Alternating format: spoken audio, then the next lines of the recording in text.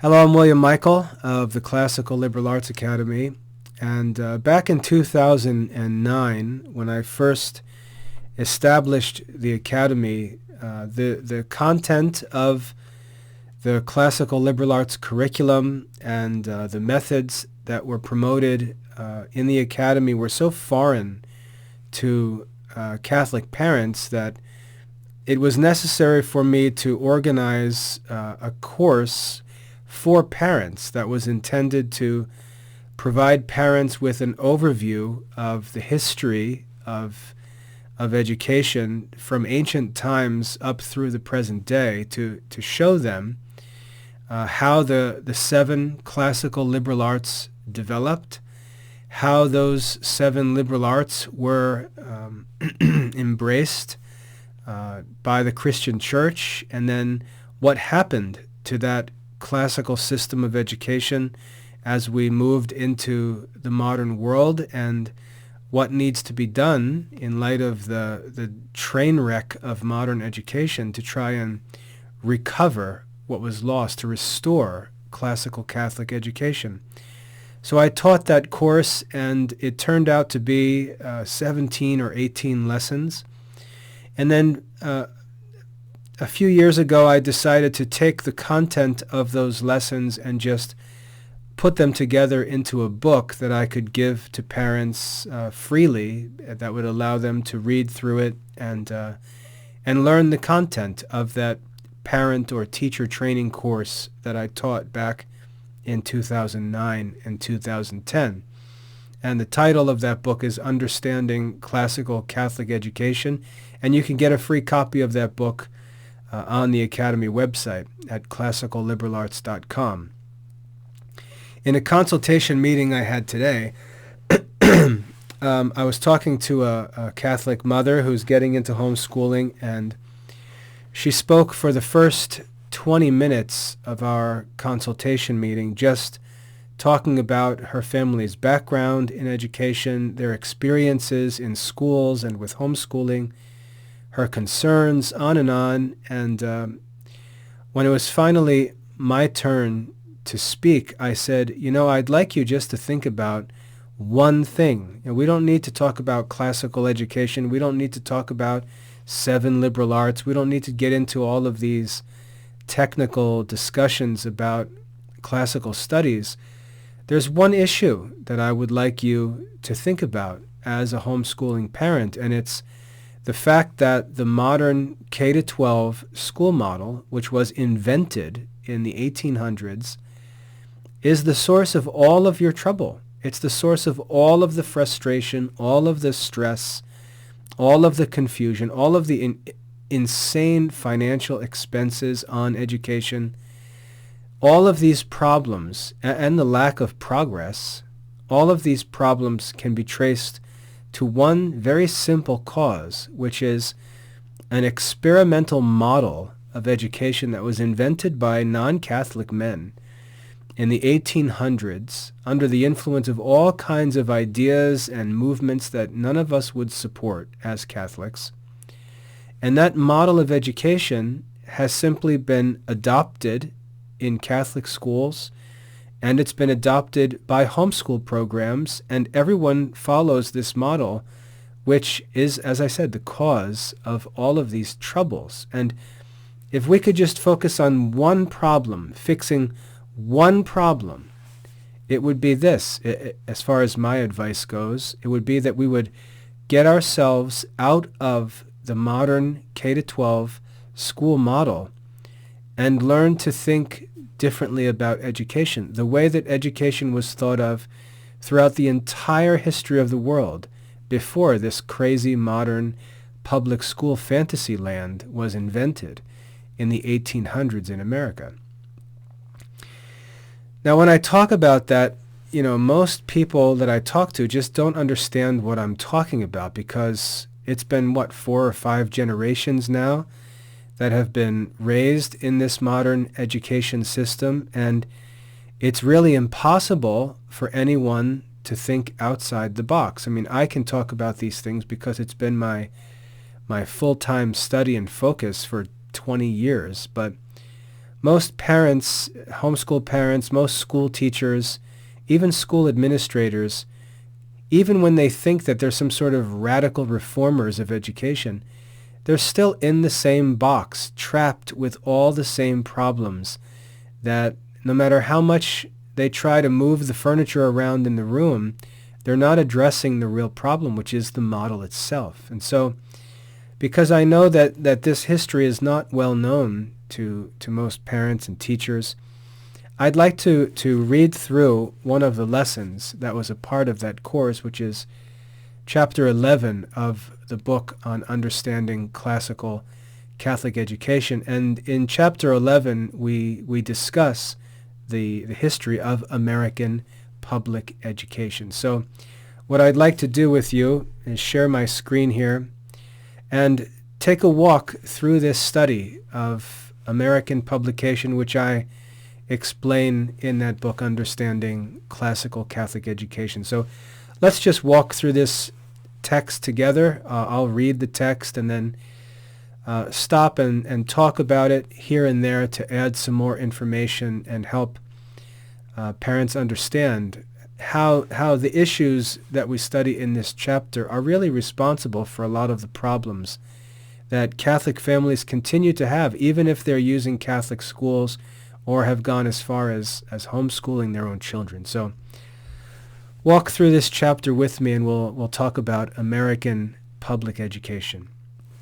The chapter begins, "In our previous lessons, we have seen how the classical liberal arts curriculum developed throughout history, from its origin in the rational nature of man through the refinements and advances of many generations. Ultimately, the classical liberal arts curriculum was taken up by the Catholic Church, which is very important for us to recognize. The classical liberal arts curriculum that developed in the ancient world was embraced by the Catholic Church, which in the 12th and 13th centuries brought it to perfection." And when we think about that perfection, we should think about St. Thomas Aquinas. "We also saw how this intellectual cornering of anti-Catholics provoked the emotion and zeal that fueled the Renaissance, the Protestant Reformation, and the granddaddy of them all, the scientific revolution." So we've studied that history in chapters 1 through 10, and now here in chapter 11, we're going to turn our attention to American public education. The next section is titled From New Method to the New World. If your American history is shabby, if your knowledge of American history is shabby, it might be worthwhile to give it a little exercise. When many think of American history, they usually begin with the Declaration of Independence and Revolutionary War. Many remember Christopher Columbus, who, quote, in 1492 sailed the ocean blue, unquote, but few realize that his discovery was made 25 years before the Protestant Reformation began with Luther's 95 Theses in 1517. So what I want you to realize is I want you to see in the chronology how the founding of the founding of America, or the Americas, took place right around the same time as the Protestant Reformation. And I want you to keep these events together as you think about them historically. Keep these two events together, the founding of America and the Protestant Reformation. Within a century from Columbus's voyage, European powers began sending ships in hope of finding what Columbus originally sought, a more profitable trade route to the Indies. Thus, the Americas were initially settled by king's men in hope of improving their nation's international trade. Further, as the Protestant Reformation spread through Europe at that time, great changes took place. In Germany, the Lutherans broke away from the Catholic Church and formed an alliance with secular rulers, creating a Lutheran state. In Switzerland, the Calvinists broke away from the church and likewise mingled with their secular rule. In England, Henry VIII broke away from the church and made himself the head of the Church of England. Just so you know, Henry VIII, as a historical mark for the rise of Henry VIII, he put Thomas More to death in 1535. So these events took place between 1517 and 1535.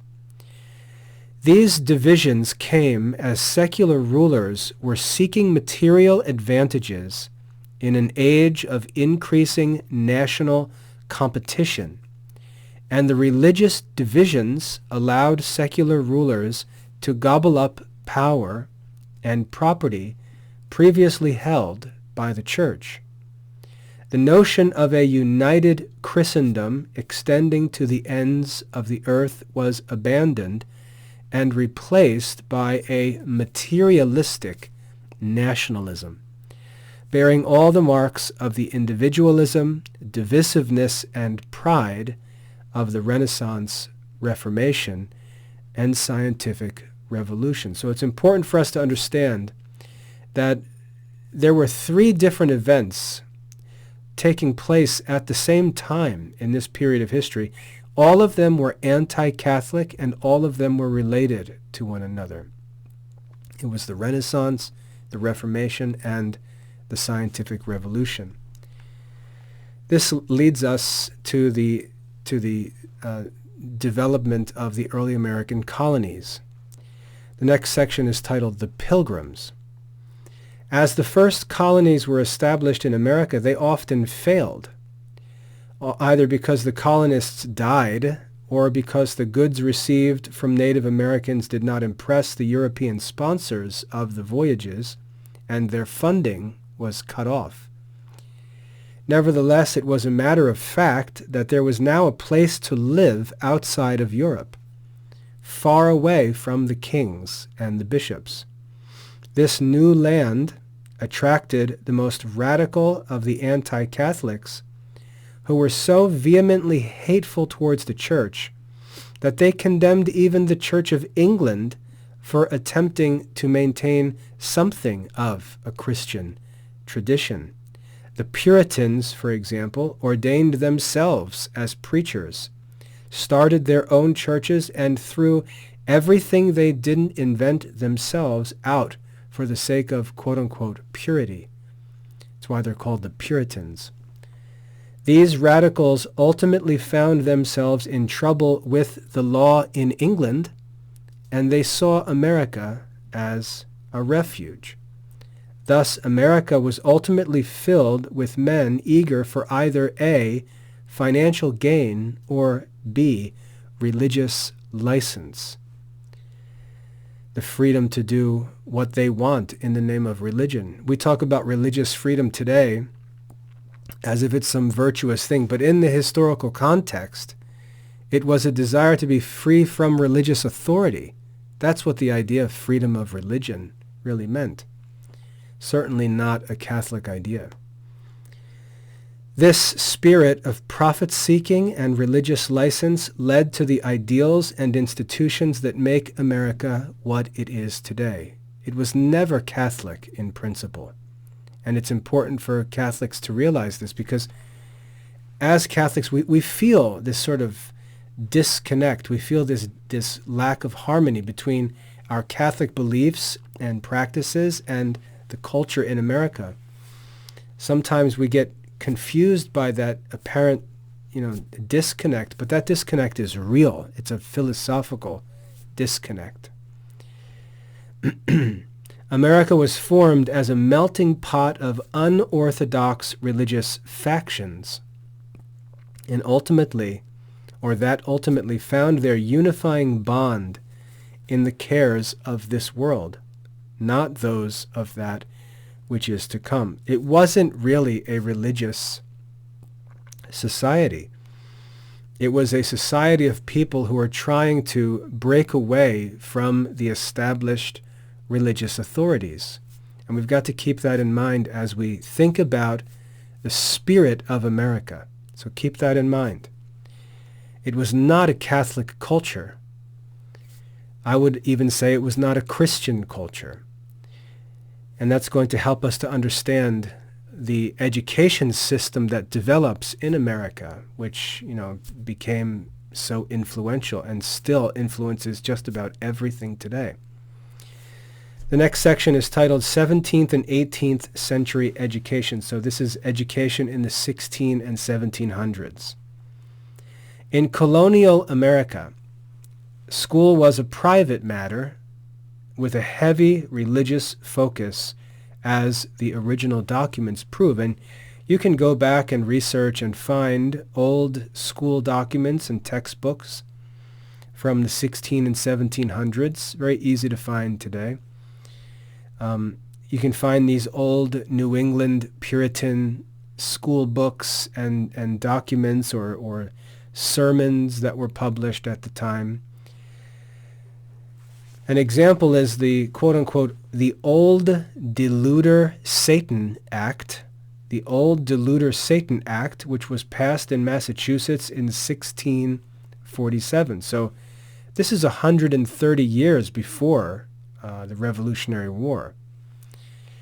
The Old Deluder Satan Act in 1647 made sure that towns provided for the education of their children with all the anti-Catholic fire we would expect from Puritan Americans. And here's a quote from that act, the Old Deluder Satan Act. It being, and this next section is just a quotation from that 1647 document. So remember, this is all the text of that document. These are not my words. It being one chief project of that old deluder Satan to keep men from the knowledge of the Scriptures, as in former times by keeping them in an unknown tongue, that is, of course, the Catholic Church with its Latin Bible, which the Protestants said was the Church's attempt to keep everyone ignorant of the Scriptures.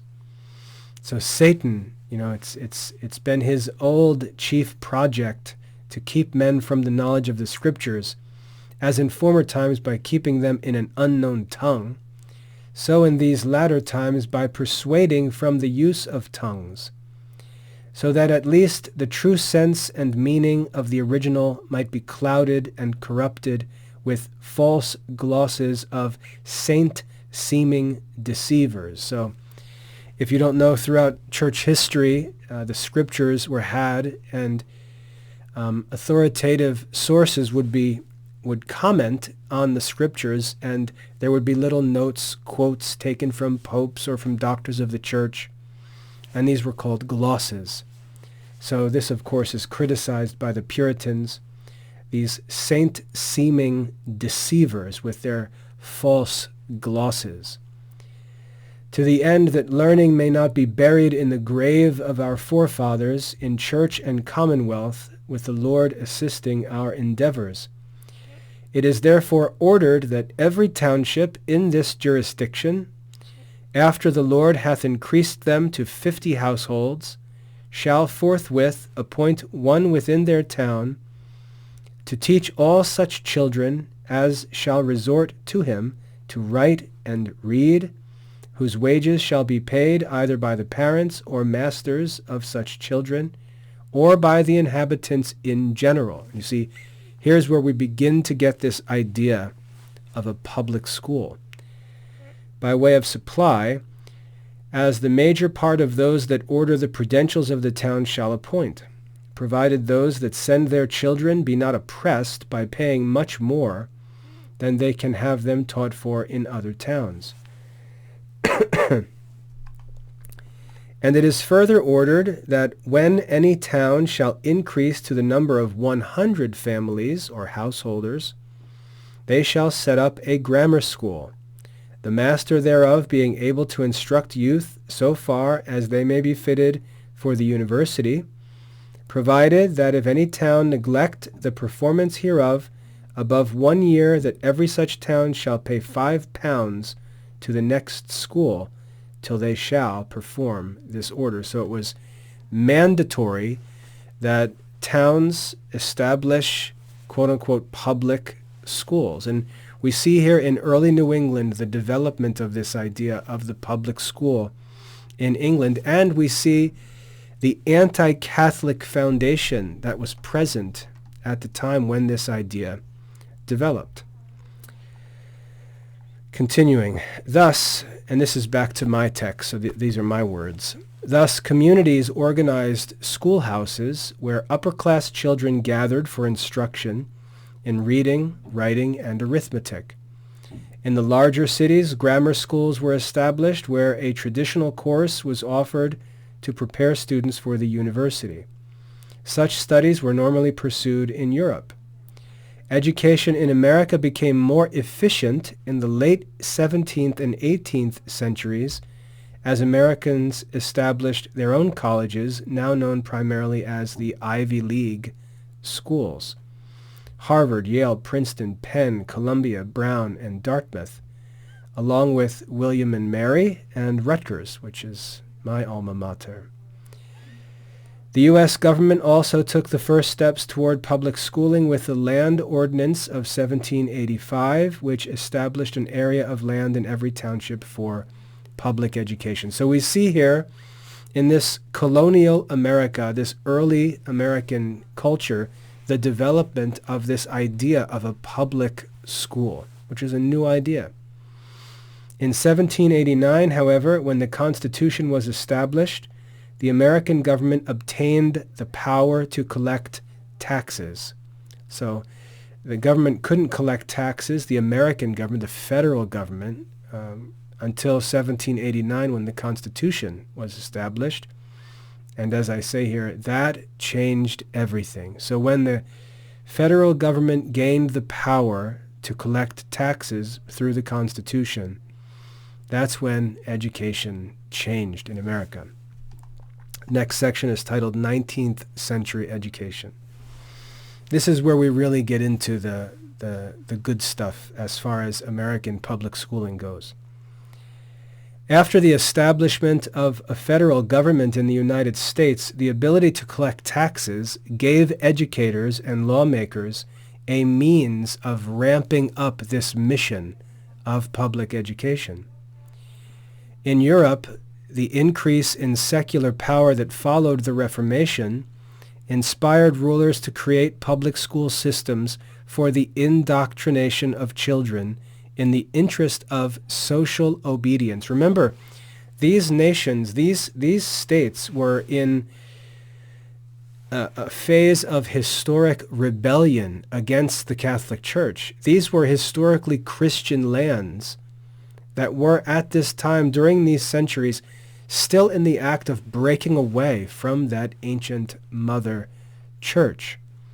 And in order to do that, an artificial system of indoctrination was necessary to bring an entire body of citizens into a like-minded rebellion against the ancient church. So this need for some kind of secular education, public schooling, was essential for these different anti-Catholic states. In Europe, the increase in secular power that followed the Reformation inspired rulers to create public school systems for the indoctrination of children in the interest of social obedience. The leader among these states was anti-Catholic Germany, which instituted a public school system beginning with kindergarten. I really shouldn't say it began with kindergarten because the word kindergarten wasn't coined until, I think, 1840. In 1763, education was required for all German children between the ages of 5 and 13. This is called compulsory education. That's when education becomes legally compulsory or mandatory. Notice that this was a new idea. This was developing in the late 1700s in Germany. So, I mean, think of the context, right? This idea of public education was part of the Reformation and rebellion separation from historic Christianity, from Catholic authority. It was an idea that was developing in the 18th century in Germany and then spreading the same ideas elsewhere. Nevertheless, it goes on, the German model was of great interest to the American leaders who wished to establish an obedient and productive citizenry of their own. Remember, for all the talk of spiritual things, the Protestant Reformation was always rooted in secular concerns. They argued about control of land, control of resources, control of buildings, and so on. For example, King Henry VIII just seized all of the Catholic monasteries and convents in England when he rebelled against the Catholic Church and established the Church of England. Just seized all the Catholic property. It was very secular from the very beginning. The German model was of great interest to the American leaders who wished to establish an obedient and productive citizenry of their own.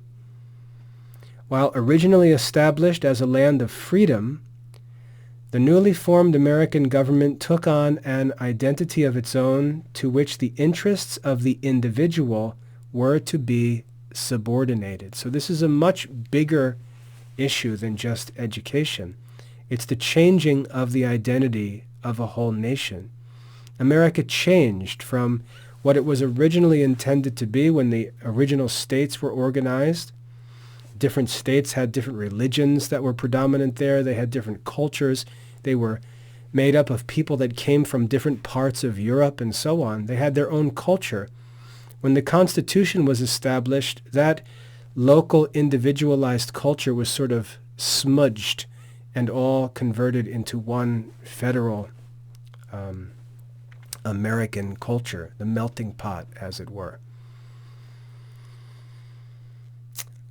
While originally established as a land of freedom, the newly formed American government took on an identity of its own to which the interests of the individual were to be subordinated, and we see that more and more today. The means by which this spirit of obedience, sacrifice, and devotion was to be taught was the public school system. So there would be no way to promote this American culture or this American mentality. It had to be artificially pressed upon the citizens, and in order to accomplish this, there would need to be a public school system that was used to indoctrinate all of these people in America with this idea, this Americanization of their culture. In 1852, so again, pay attention to the dates here, 1850s. This is 60 years after the Constitution was established. 1852. Notice how modern this begins to get. 1852, the German system was adopted in Massachusetts. In 1852, the German system of education, of public schooling, was adopted in Massachusetts through the leadership of Horace Mann, who is styled the father of American public education. After it was established in Massachusetts, it was quickly embraced also by the state of New York, by Connecticut, and others. It should be noted that the rhetoric with which these schools were promoted was that all citizens deserved equal opportunity in education, but that was not the true intent.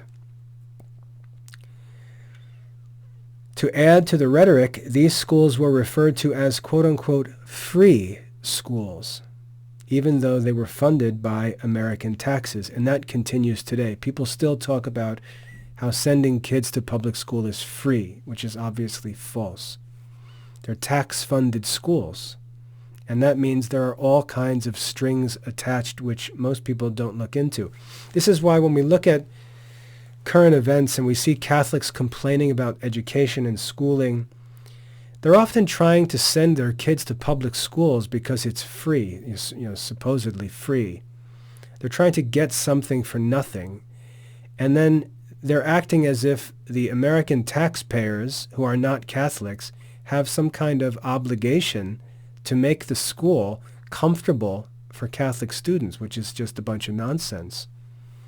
They're tax-funded schools. That means the tax-paying voting, I shouldn't even say tax-paying, the voting majority is going to determine what those schools do. And it's not up to Christians or to Catholics to decide whether the school should do this or that. It's up to the voting people. And the voting people are not Catholics. So to send your kid to a public school and pretend like you have some reason to expect some kind of pro-Catholic culture in that school it's just dumb. It's not reasonable at all. So these schools were established, with all the talk of equal opportunity and free education and so on, none of which was really true. They were funded by American taxes, and they were intended to indoctrinate the students with this idea of this, unified American culture. Behind all the patriotic rhetoric was an age-old plan to control the common people.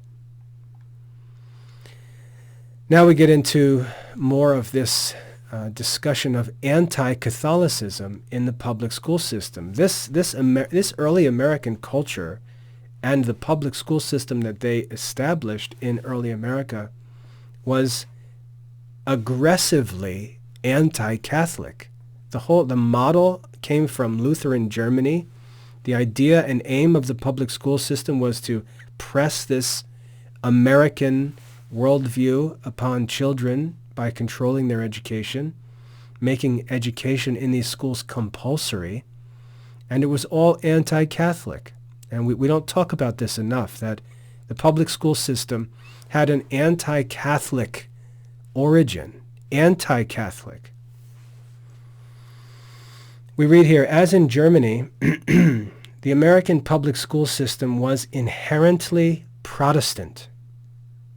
The American public school system was inherently Protestant. It was not secular. It was not free from religion. It was Protestant. The early American public school system was a Protestant institution, tax-funded Protestant school system.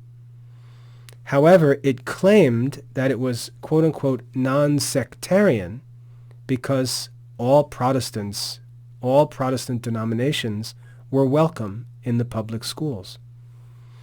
I'll show you in a minute how anti-Catholic it was. So it claimed to be non-sectarian, but non-sectarian was true if you were a Protestant.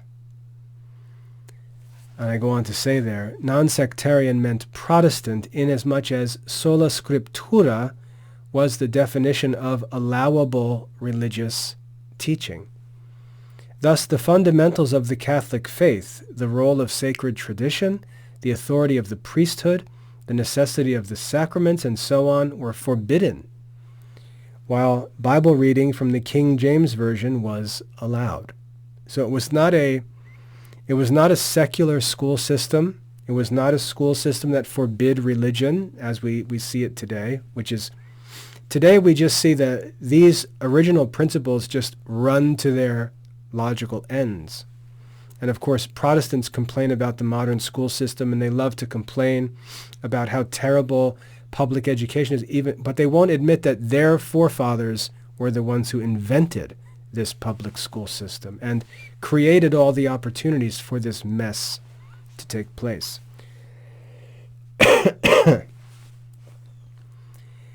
As the early Americans were Protestant in doctrine, their creed was thought of as, quote, the faith of our fathers, and is in America to this day. In the mid-1800s, Catholic immigration, from Ireland in particular, increased dramatically, and the establishment of schools in Catholic communities led many anti-Catholics to fear the possibility that Catholic schools might be funded with American, that is, Protestant, money. So immigration from Europe, especially from Catholic countries, started to challenge these American public schools because we had Catholic kids coming into the communities, and they started to organize their own Catholic public-ish schools. And the question was, should government funding be given to these Catholic schools? A question that we still continue to argue about today. As a remedy, the infamous Blaine Amendments, the Blaine Amendments of the 1870s were proposed in the U.S. Senate, and while not making it through the national legislature, they were passed by most states. So even though they weren't approved federally, they were approved at the state level, these Blaine Amendments. They were passed by most states and made law. The Blaine Amendments made the use of state funds for quote-unquote sectarian schools. See how cleverly they used the term sectarian. So if you wanted to start a Catholic school, you were not allowed to do so because that was sectarian. The public schools were approved because they were non-sectarian, because all Protestants were welcome in the public schools. So you see, there's always this clever use of terms by the opponents of the Catholic society, and Catholics often err in these things by allowing these tricks to be pulled off in political circles. So the Blaine Amendments made the use of state funds for sectarian schools illegal, arguing that the preservation of sectarian traditions like Catholicism prevented the development of a new American citizenry. It is odd that today we find Protestants speaking out so loudly against secularism in the United States when it was their anti-Catholic forefathers who wrote the laws that created the society they now pretend to despise. This is their error coming back to haunt everyone. The Protestants are responsible for the secularization of American society. They created the original laws that they now are punished by. It's their own fault. Trying to block the Catholics, they ended up blocking themselves, which is the kind of thing the Psalms always talk about. Those who try to set a trap for God's people end up falling into that trap themselves. So there's an example of that. So we hear this all the time in modern conservative politics. We'll hear Protestants complaining about secular education, complaining about materialism, complaining about the public school system. They created this thing. They created it. They lacked the foresight. They lacked the inspiration to think of where these things would end up. And now we see this gigantic horror show unfolding, and they're responsible for it. So that's where things worked, and that's where things developed, and it was in response to try and restrict Catholics from establishing their own state-funded schools that the Blaine Amendments were accepted by the states, and the schools were made, at least on paper, they were made to be non-sectarian or secular, even though at that time in history it meant Protestant. Perhaps you're not convinced that the early public schools were really anti-Catholic in nature. Well, there's proof for you that not only was the public school movement anti-Catholic, but men were aware of this reality then. People understood that the Protestant schools were, that the public schools were anti-Catholic. This was an understood concept among American people, and they were proud of it. They didn't want Catholicism in America. That's ultimately what the original founders and not explorers, because some explorers were Catholic, but the founders of the American colonies, they were trying to get away from this Catholic or even Anglican European culture. They knew very well what they were doing in this early American public school system, and they understood that it was anti-Catholic. There's proof for you that not only was the public school movement anti-Catholic, but that men were aware of this reality at that time. The anti-Catholic spirit of the American public schools was explicit in the editorial cartoons of an artist named Thomas Nast. Thomas Nast was a cartoonist who was featured in Harper's Weekly, which was the largest, which was the largest newspaper or periodical at the time in the 1860s through the 1880s. So you can look up the cartoons of Thomas Nast. You can probably find copies of these cartoons just with a simple Google search. But this anti-Catholic spirit was illustrated by the cartoons that were published by Thomas Nast in the largest newspaper at the time, the Harper's Weekly. In 1875, Nast published the following cartoon, and I'm going to show you it in just a second. Nast published a cartoon titled The American River Ganges. In the illustration, we find a brave American schoolteacher protecting his terrified and prayerful students from an invading army of Catholic bishops made to resemble crocodiles. The poor U.S. school building is in a state of emergency, while the powerful, wealthy Roman Catholic political church and school press upon the shores.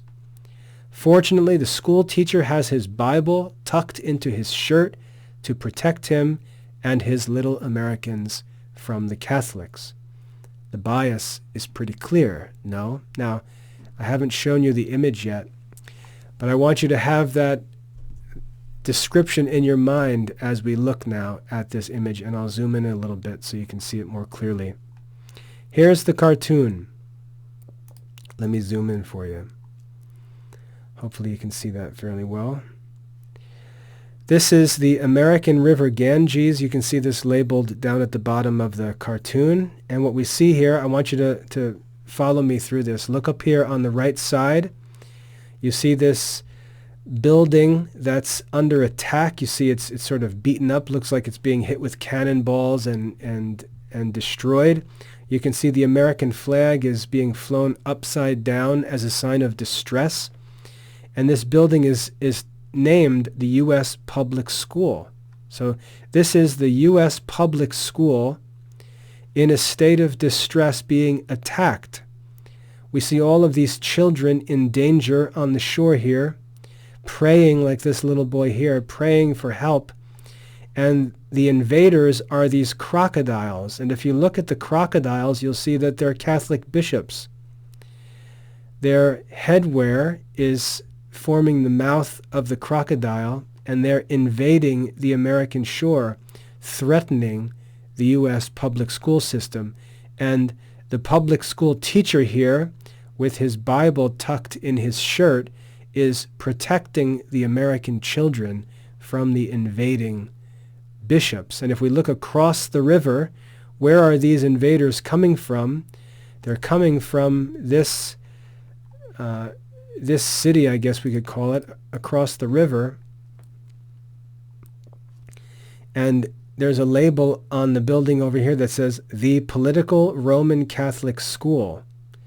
The Political Roman Catholic School. So we see the Catholic bishops at this time were said to be invading America.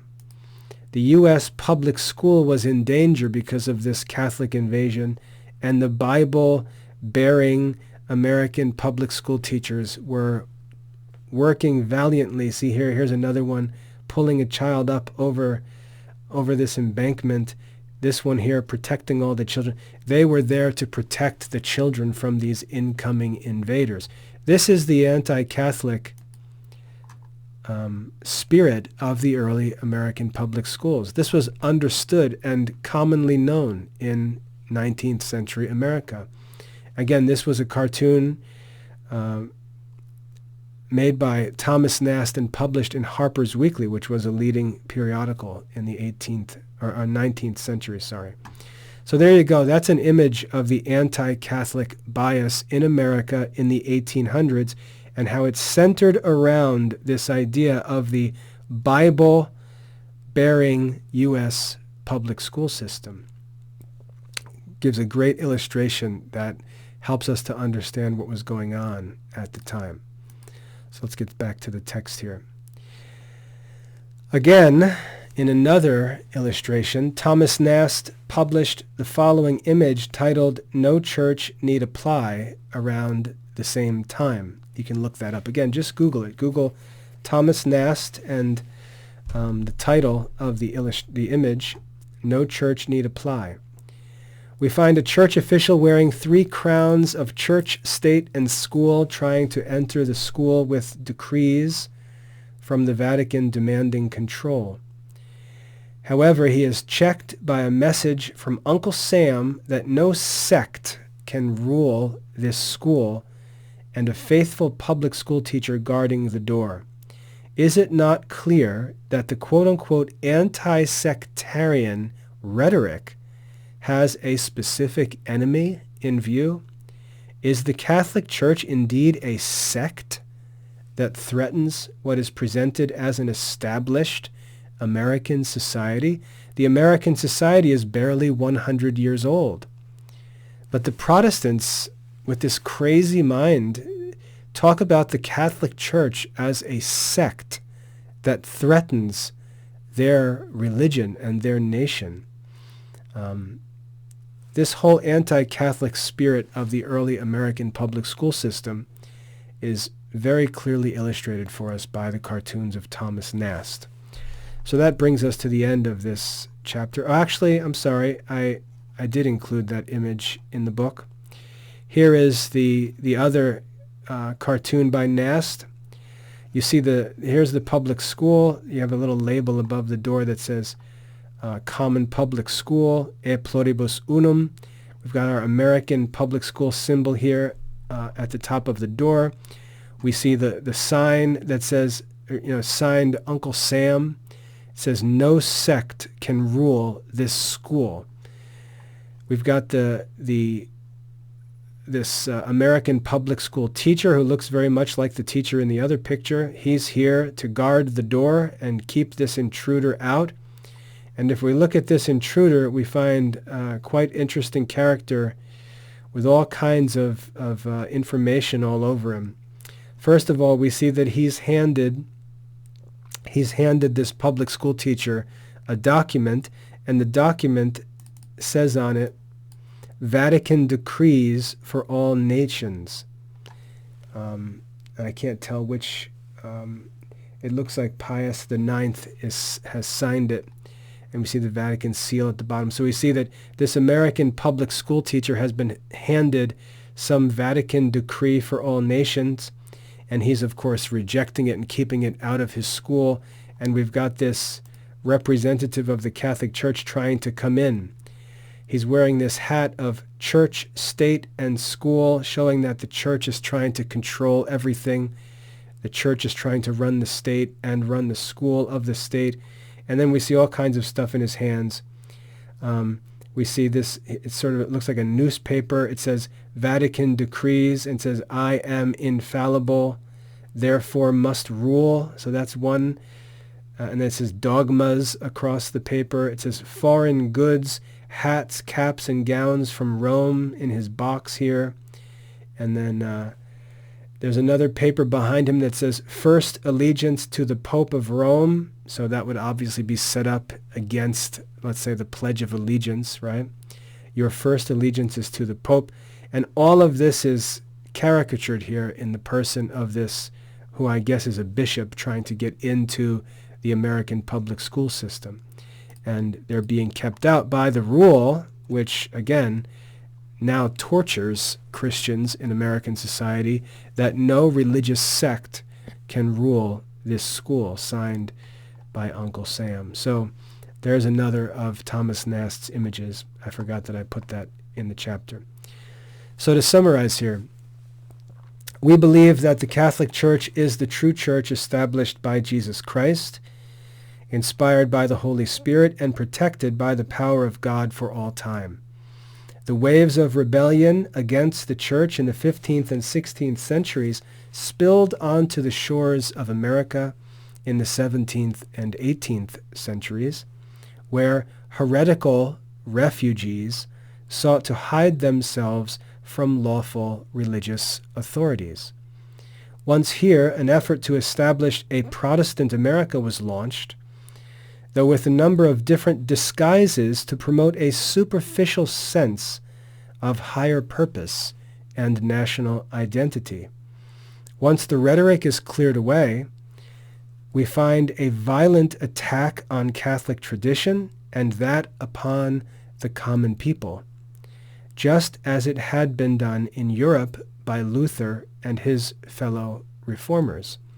The early Americans established a federal government, raised taxes, and opened anti-Catholic schools aimed at protecting Americans from foreign influences and at assimilating immigrants to the state religion of America, which was Protestantism. The model followed by the Americans was the secular model of the Protestant Germans. The laws and precedents were recklessly established that guaranteed that religion would one day be effectively eliminated from the American mind. Yet Christians appear confused today just how this happened. The classical liberal arts, inasmuch as they represent the old world, had no place whatever in the modern American schools. The curriculum turned from heaven to earth as it sought to make political control and economic gain its chief ends, rather than the knowledge, love, and service of God.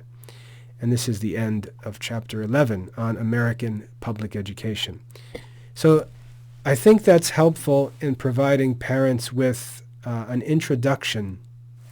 And I'll leave us looking at that other image because I think it's so good. This helps Catholic parents to understand what's really wrong in American education and why we feel this great disconnect. This disconnect is not accidental. It's not coincidental. It was intentional from the beginning. The problem is that when the Protestants took these political measures to try and prevent Catholics from having any influence or equality in the American schools, what they did was create precedents and opportunities for future anti-Christian people to shut them all out of the American schools. And that's where this whole plan backfired, and the Protestants got caught in the trap that they had set for the Catholics.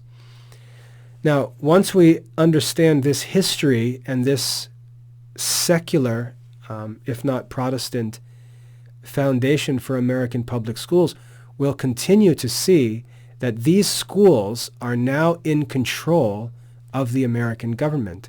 And as American society continues to develop and secularizes, it does so with control of these schools, which was granted to the government by those early Protestants who sought to establish tax-funded schools, which was just a terrible error in judgment. And that's where this whole public school system came from. As the American federal government grew and became wealthier, this public school system became more dominant. And that dominance is what influenced all of American education. And if you look at the coming chapters, if I open up this outline, you see in chapter 11 we talked about American public education. In chapter 12 we talk about the dawn of modern education, and we explain as America now industrializes and modernizes how the Catholic school moves along with that. And I recommend you keep studying and go through that lesson as well. And then in chapter 13, we talk about the development of the Catholic schools in America, which was a necessary step because of this Protestantized public school system and compulsory education laws, which said that everyone has to go to school, but the public tax-funded schools were only for Protestants. So the Catholics were stuck in a jam, and they had to create all of their own self-funded schools, and that's where the Catholic parochial school system comes from. We'll learn about that in chapter 13, and some of the errors that the Catholic Church made when they did establish the parochial school system that have now, in the 21st century, come back to haunt them. So we'll look at that in those future chapters. And then in chapter 14, you see the topic is the Classical Liberal Arts Academy, and we talk about how the Classical Liberal Arts Academy works to go back to the point of departure and fix these problems and address a lot of these issues in a way that benefits Catholic children growing up in the 21st century. So anyway, I hope that that's a helpful lesson. That's a lot of information, but you can always watch this again, or even better, just go to the Academy website, classicalliberalarts.com. Right on the front page of the website, you'll see a link to download a free copy of the book that I'm reading from here, and you can just read through it on your own and maybe watch these videos so that I can provide some commentary and more detail. I hope that's helpful. If you have any questions, please get in touch. And while I say that, I'd like to let you know that yesterday I just opened a new set of forums for parents associated with the Academy, whether you're an enrolled parent or a prospective parent. We have forums now where you can introduce yourself, chat with other parents, ask questions, open up discussions, go back and forth with other Catholic families on all these kinds of issues, and we'll go into them in depth, because I really don't like getting into these issues on social media where all kinds of wackos chime in and just love to wrangle uselessly. If you want to get into some helpful discussions as a Catholic parent, join me and others on the Academy Parent Forums. It's just classicalliberalarts.com/parents. So join us there, create an account, introduce yourself, and get involved in the discussions that develop over the next few months. I hope that's helpful. God bless.